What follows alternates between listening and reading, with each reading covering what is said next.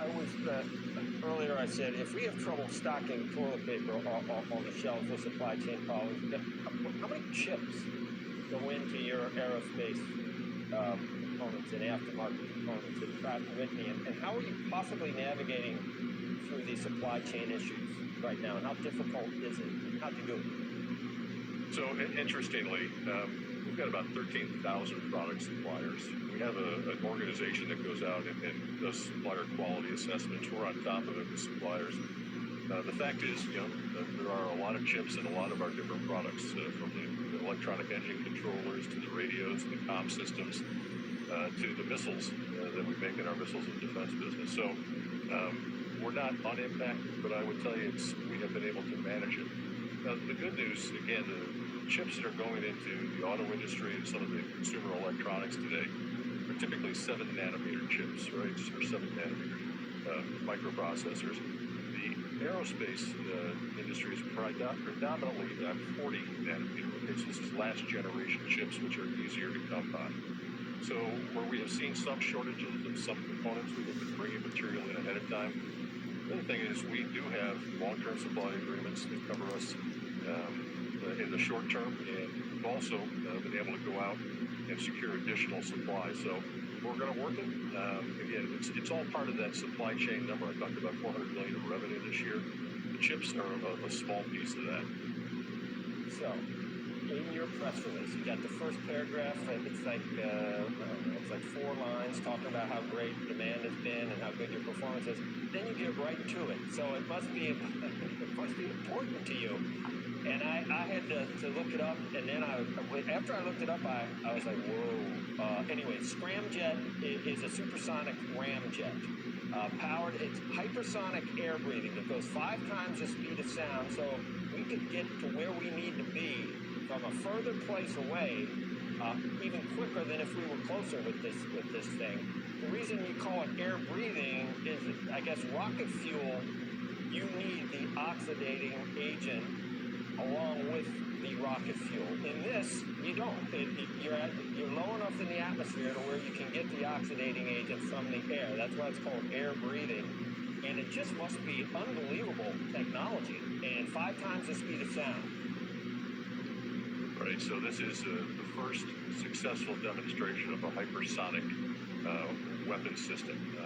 Fortunate to partner with Northrop on this with a scramjet engine. And you said it exactly right. The beauty of a scramjet, you're going so fast through the atmosphere that you no longer have to run a compressor to compress the air and then ignite it.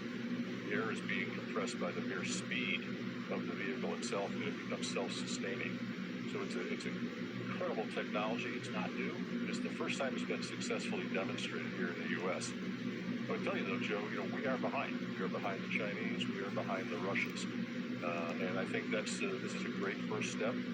But there's a lot more work to do on hypersonics, both on the offensive side, but more importantly on the defensive side. The much ballyhooed announcement from China a couple of, when was that? It wasn't even months, I think it was weeks. That was actually went into orbit, didn't it? Or how does this get us closer to narrowing the gap between what they're talking about? So the report in the Financial Times of the launch of the Chinese, what's called a hypersonic glide vehicle. This is something that you launch into low Earth orbit, and it bounces along the atmosphere. The reported speed was something like 22,000 miles an hour, which is incredible. Again, I can't really comment specifically on it. I believe that that's still all classified. But clearly it is a technology where the Chinese have an advantage today.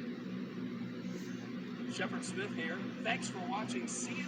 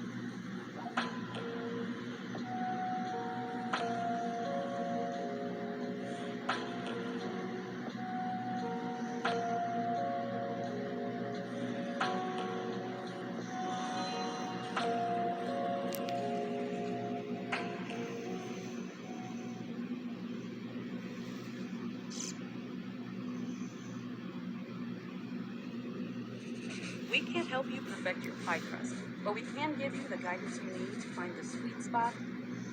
With Thanksgiving less than a month away, airlines are getting ready for the holiday travel rush. One carrier is testing a new facial recognition technology to reduce the time it takes between arriving at the airport and getting to your seat. Errol Barnett got a look at how it works. He joins us from Atlanta's main airport. Errol, good morning.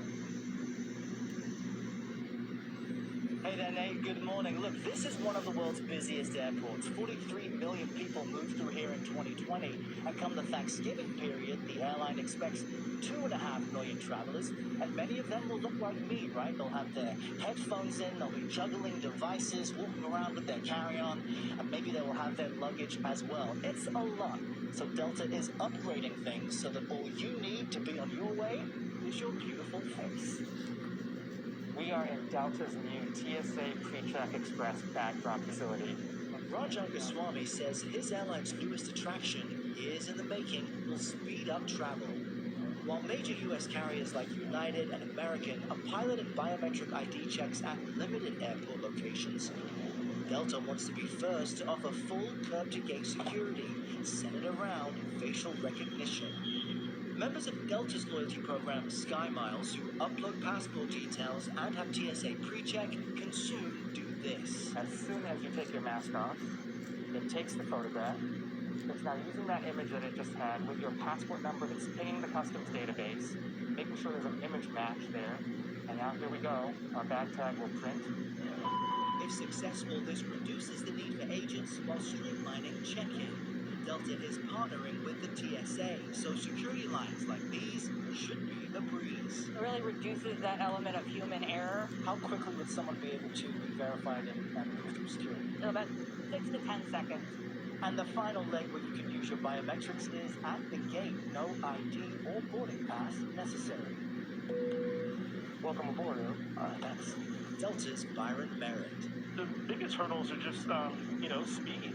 We're trying to move as fast as we can. And the second thing is that customers are coming back really fast. Delta is testing this, and I think they will be eager to see how people react. Travel analyst Henry Hardeveld says flyers are overwhelmingly willing to literally face the future. Our research among U.S. airline passengers showed 4 in 5 would share personal or biometric data with an airline they regularly fly to save time. Now, this will be a gradual rollout. Things will move slowly. All the Delta gates here at Concourse T in Atlanta and Concourse A in Detroit will have this technology. And look, for those of you fearful about sharing your travel face, Delta says it immediately destroys each image. And for those who don't want to participate in facial recognition, you just don't opt into the option in the first place. Nate? Hopefully it makes flying easier. One thing I do know, Errol, you travel in style. You look good, brother. All right.